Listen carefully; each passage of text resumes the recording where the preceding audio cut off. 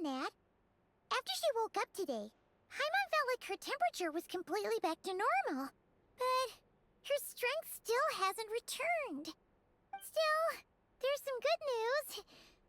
Paimon thinks she might have figured out the source of the problem. It's like there's some kind of mysterious power affecting Paimon. Paimon's never felt this way before during any of her travels. She only started feeling this way since we arrived in Snezhnaya. That's right. The Armory Palace needs a brand new energy source. Could that have something to do with this? What is it? You're making that face again. You know, the one you get whenever you have a light bulb moment? So, they're trying to develop a new energy source here? And you think that might be why Paimon's feeling unwell? Well, Miki denied that the energy they're researching has any side effects. Although, he did say that people working on the project have been having issues with their concentration and short-term memory. And even so, those are completely different symptoms from Paimon's. It's pretty faint, so it's kind of hard to tell. But sure, Paimon's with you there. But how, though? The robot only has a limited amount of intel. Oh, great point! They argue about Project Stuja every day. If we could sit in on one of their sessions, we might pick up some new leads. Good idea! Oh yeah, while you were out, Paimon tried all the yummiest looking desserts in the Potvoria restaurant. This one seemed right up your alley. So, Paimon saved some for you. Come try it once you finish writing your letter.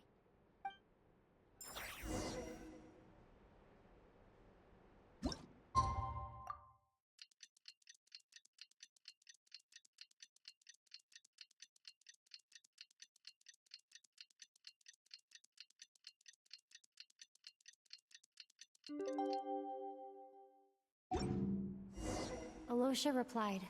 He says that we won't be able to speak at the Veche, but he can arrange for us to attend as visitors. Time to get ready. Then head to the Snezhnograd Veche. Take me up!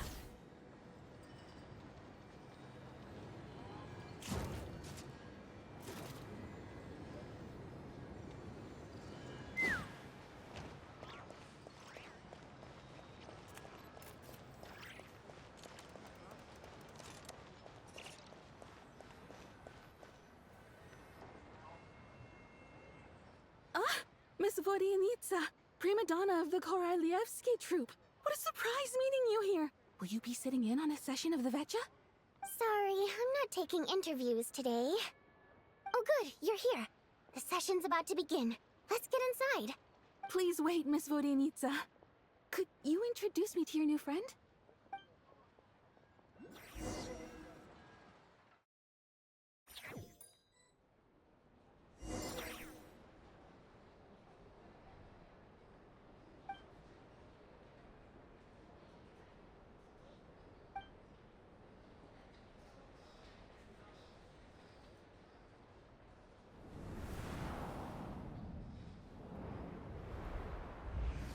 In summary, the energy management commitments made for the outgoing period have been delivered upon.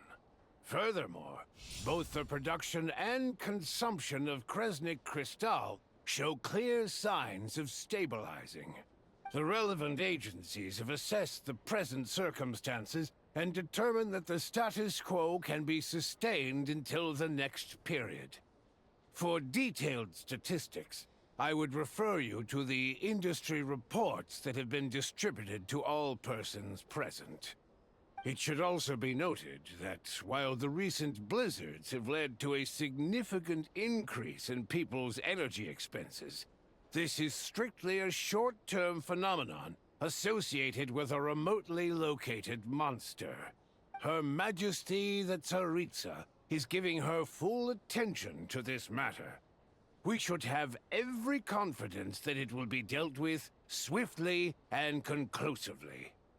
A financial report on disaster relief is also present in this report, courtesy of Pantalone. They cover the same old ground every single time. The rooster never seems to mind, but everyone else is getting tired of it. There's a general lack of trust. People aren't seeing any tangible benefits that affect them directly. Of course, none of that will be reflected in any of the reports on the table. Yeah, if it weren't for these hard copy documents, I could have at least made something up. Oh, don't mind me. I'm just out here trying to hit my interview quotas. Bring out the kvass. Ever read it? Best-selling newspaper in town. If I remember correctly, you guys don't even have a sales permit. You have to sell from stalls on the street. Okay then, best-selling street stall newspaper in town. Still count. Order! We will now open the floor to the representatives. If there are no further substantive issues to discuss, we will then proceed to a vote on this motion. Snezhnaya has a long tradition of treating members of the Fatui armed forces and their dependents favorably. But recent surveys shows that Fatui families in remote areas have access to 15% less crystal than the average civilian family in Snezhnograd. It's been said many times before, but it bears repeating now.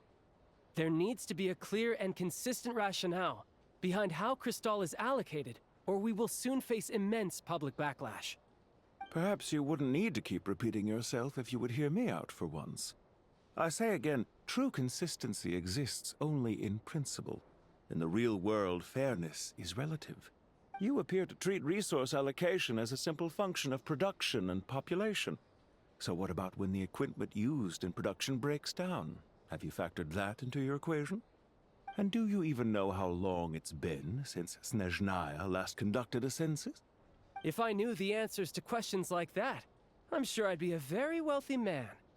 And I doubt I'd be going by child. I'd like to bring the focus back to the specific issue I raised. Or do you wish to deny that favorable treatment for Fatui dependents is our long-standing policy? It's easy to be a critic when there's no accountability. That seems to be a running theme in the anti-Project Stuja cohort. Defeat the ringleader and all other problems will magically resolve themselves. That's what they seem to think. But in case you aren't aware, not one jot in my report would change whether Project Stuja continues or not. So you have no intention whatsoever of finding a solution to this problem? On the contrary, I'm the only one here who ever brings solutions. Child opened by speaking up for the armed forces. Regrator struck back with style and a war of words ensued. Our reporter was live on the scene to get the audience's reaction as it all unfolded. Who do you support? The people have spoken! Child received raucous applause from the crowd as he pushed Regrator onto his back foot with a relentless barrage of questions. It had to be seen to be believed. Now you see why they don't have a sales permit. However this reporter wants to spin things, I haven't forgotten that Tartaglia was representing the Northland Bank when we first met in Liyue. So, surely their relationship can't always have been this strained. You two are getting off topic. Let's focus on what the data is saying. Mr. Pantalone, may I speak on your behalf? Oh, please do. I'm more than happy to save my breath. Crystal distribution policy undergoes modifications with each new period. The ultimate goal being to find the most reasonable method of allocation, which I believe is what Mr. Tartaglia also seeks. But I fear many may have been misled on this topic by extremist activists. To clarify, Project Stuja is not the root cause of the problem. It is merely a framework for resource distribution. The most recent reports all point to Snezhnaya's resilience and adaptability during this period of fine-tuning, and give clear indications that a distribution framework is improving with each iteration. To make drastic adjustments without first considering the risks would likely do more harm than good. It would be a waste of the hard-won experience we've gained to date. Renowned scholar of finance, Arapov spoke up to clarify the fiscal logic. clearly alluding to social organizations like the Rokot in his words. With the notorious Lelex still active to this day, should the Rokot be held responsible? No, there is someone else to blame. She's just rephrasing what Mr. Pantalone said.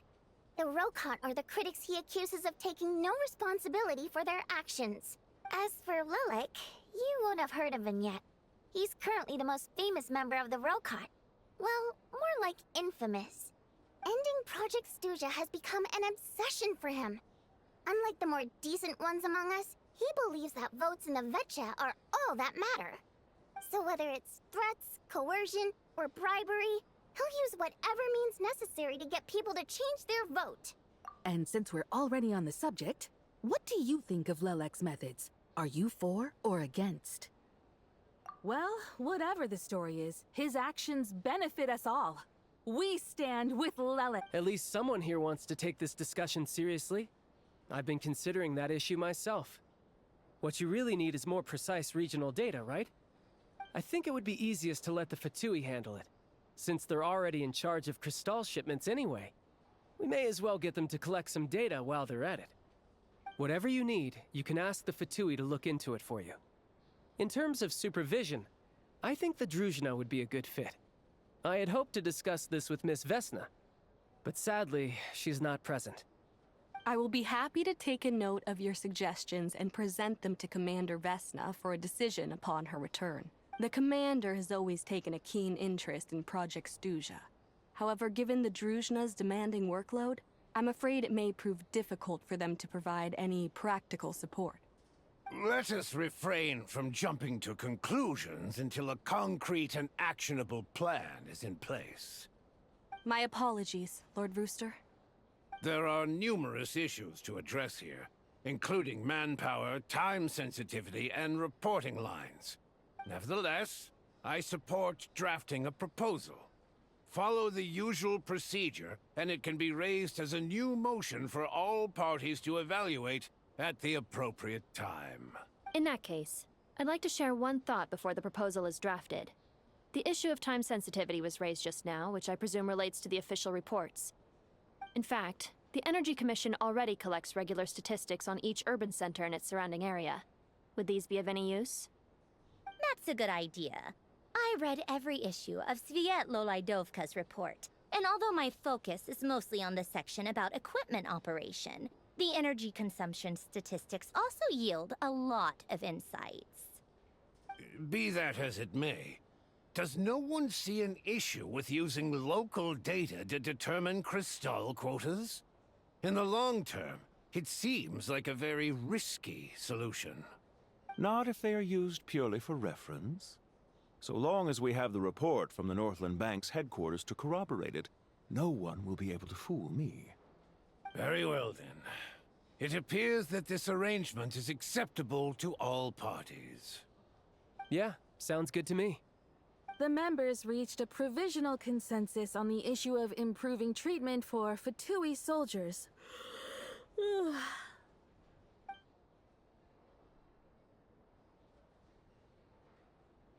Today, the prima donna of the Korailievsky troupe attended a session of the Snezhnograd Veche in the company of a most charming young lady. The question on all our minds is, what is the true nature of their relationship?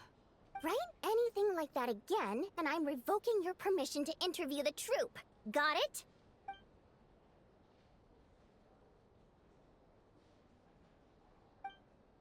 Now then, if there are no further contributions from those present, we shall proceed to the final vote.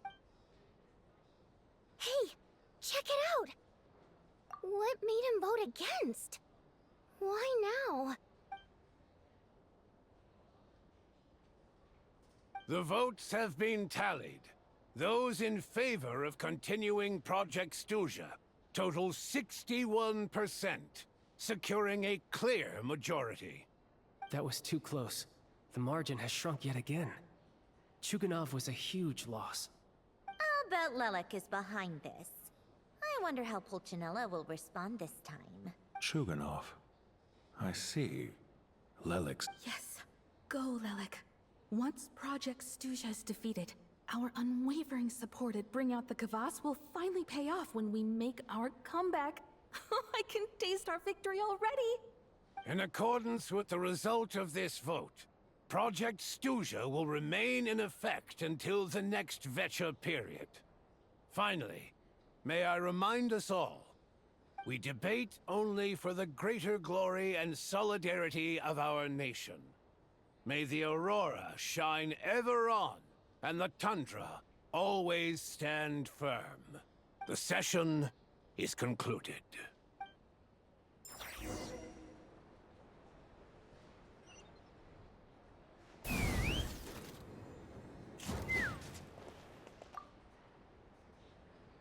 I have to say, I really wasn't expecting Chukhanov to vote against Project Stuzha. Well, in principle, Snezhnaya's business and political elites ought to be the ones least likely to oppose it. As we heard, Project Stuzha is basically just a resource distribution framework that requires everyone to cut back during the winter. But even if the policy got cancelled, the Tsaritsa's energy needs wouldn't suddenly go down. The extra demand from the public would have to be filled from somewhere. So logically, the factories would have to take the hit. I got a letter from Mr. Mitya just before today's session. He said he's confirmed that there are issues around overtime and excessive energy consumption at the Iskra manufacturing plant. In a situation like this, once the Rooster receives the report, he'll order the factory to halt production and submit to an investigation before issuing a penalty. But that's a week-long process, and thus didn't make it onto the Veche agenda this time. I don't think he suspects anything so far. Exactly. And as you know, he's a very selfish person. I was originally gonna try and flip him after he received notice of the official sanctions. My plan was to convince him that the whole thing was completely unfair.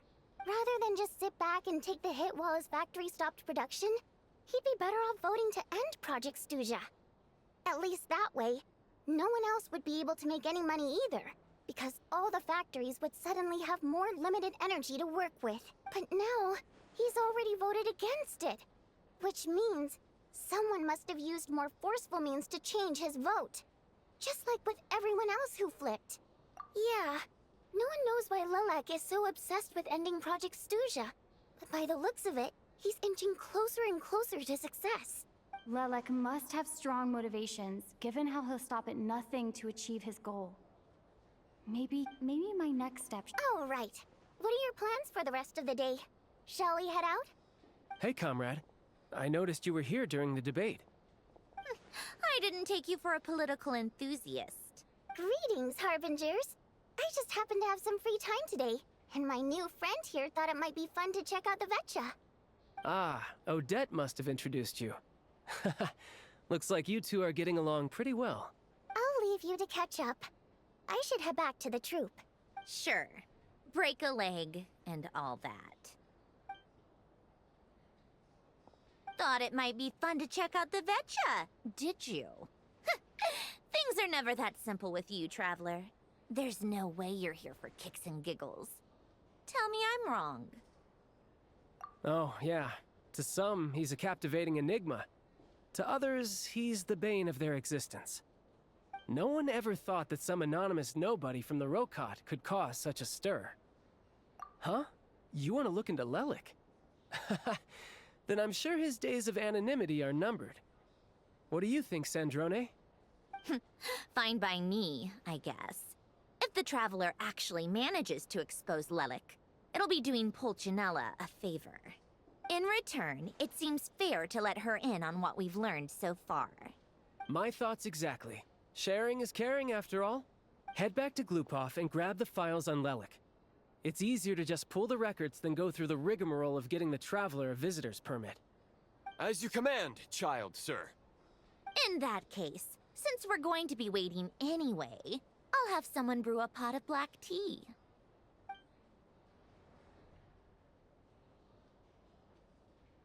One common thread among the many incidents Lelik has been involved in is that the victims are all too scared to share any real information about him.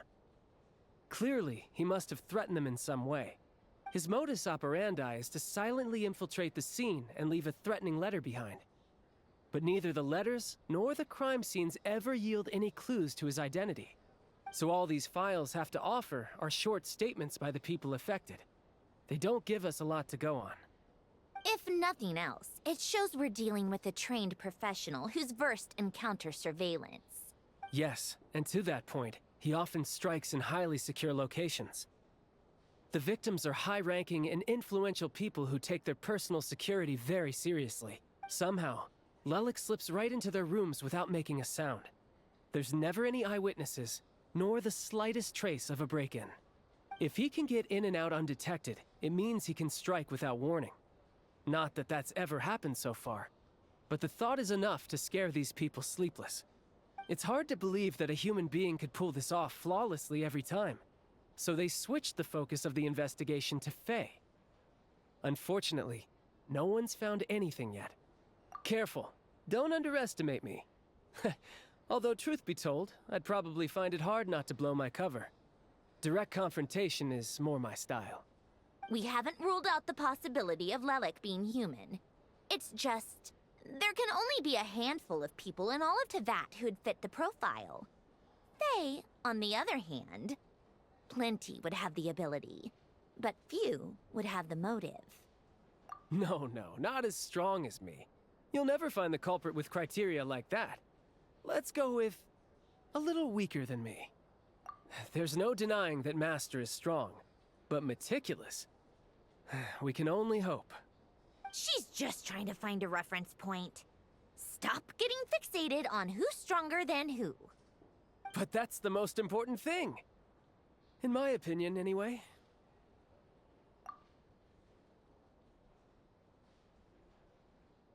Odette.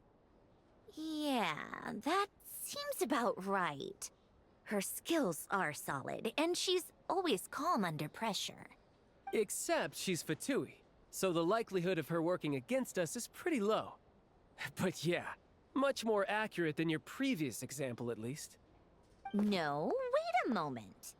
Maybe we should interrogate that assumption. What do you mean? Which assumption? Her Fatui identity doesn't necessarily exonerate her. And when you think about it, the Rokot would be precisely what she needs to conceal her identity. Plus, she wouldn't need to be such a pro at covering her tracks. She'd already know where the Fatui will be and when, so she could choose the perfect time to act. Oh, yikes. I was just thinking out loud. Why is this starting to sound like such a convincing theory? Still, what reason could Odette possibly have for trying to call off Project Stuzha? Arlecchino would be the best person to ask. She knows Odette best. Unfortunately, she isn't back yet. Rosaline used to open up to her in private about her struggles with Odette. As I'm sure you can imagine, Arlecchino is quite a lot better with children than Rosaline was. She gave her some tips on how to handle the situation, and Rosaline managed to reach a settlement with Odette before leaving. So I suppose there were at least no lifelong regrets left behind. Beyond that, I don't know the details about that side of things. But I do know that Odette definitely has a motive to hold a grudge against Project Stuzha. The reason being, her father passed away during the early stages of the project. That was back before it had been named Project Stuzha, when things were still being worked out. But in essence, it's remained the same ever since. Huh. The more you know. Rosaline was always so self-centered.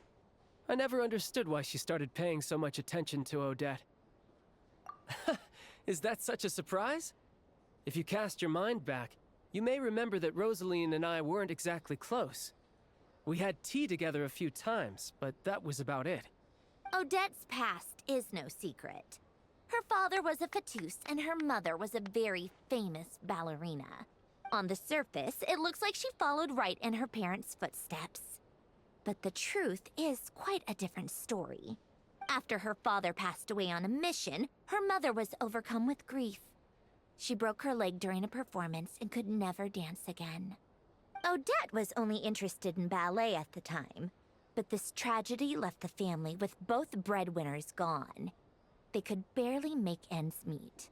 Per Capitano's policy, family members of Fatui who died in the line of duty had to be appropriately accommodated and provided with adequate assistance. So, regardless of how Rosaline may have felt about it, it fell to her to resolve the issue of Odette's family's livelihood.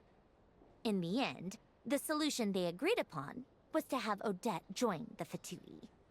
Right, because the alternative would have been a one-off compensation payment, I guess. In that sense, joining up was definitely the better option. Still, she must have had mixed feelings about it, right? If she doesn't even like the Fatui. It's just a theory, a possibility. But as a motive for Odette to become Lelik, it holds up. That said, I have no idea where Odette's head is at right now, or what her conflict with Rosaline was about. Plenty of people were on bad terms with Rosaline. I have no intention of trying to figure it all out. Yes, but there's not much point in discussing that now. Yeah, back to Lelik. Since our investigations so far have turned up next to nothing, we've got nothing to lose by trying a new angle. Funnily enough, Tonya and I had actually made plans to go to the theater tomorrow to watch Odette's rehearsal. Unfortunately, thanks to this Lelik situation, I'll be stuck working overtime again. Which means you can go in my place. No point wasting the ticket. Plus, you'll get to meet Tonya. Spirit Seeker. Quite the classic ballet. It was passed down through Odette's mother's family for generations, though it hasn't been performed in years. But Odette's been practicing it diligently, and it's finally ready for a return to the stage. Excitement is through the roof. Tickets for the official performance sold out long ago. Tonya's excited for it too. She's desperate to see it no matter what. Personally, it's not really my kind of thing, but since she's my little sister, I had to figure something out. I've actually seen it several times before. The story's pretty straightforward. The lead character follows a trail of clues left behind by a spirit, gradually recovering her memories along the way. It's a tale of love and regret. So not exactly reinventing the wheel, at least by today's standards. But when that classic melody kicks in and the lead character begins to dance, it always gets me. It really is beautiful. Not an easy dance to do justice to, though. I know it's always been Odette's dream to perform this piece, but I'm not sure she's really ready. In that case, I think that even if she is Lelik, we should wait until her performance is over before we respond. I'll let you take it from here, comrade.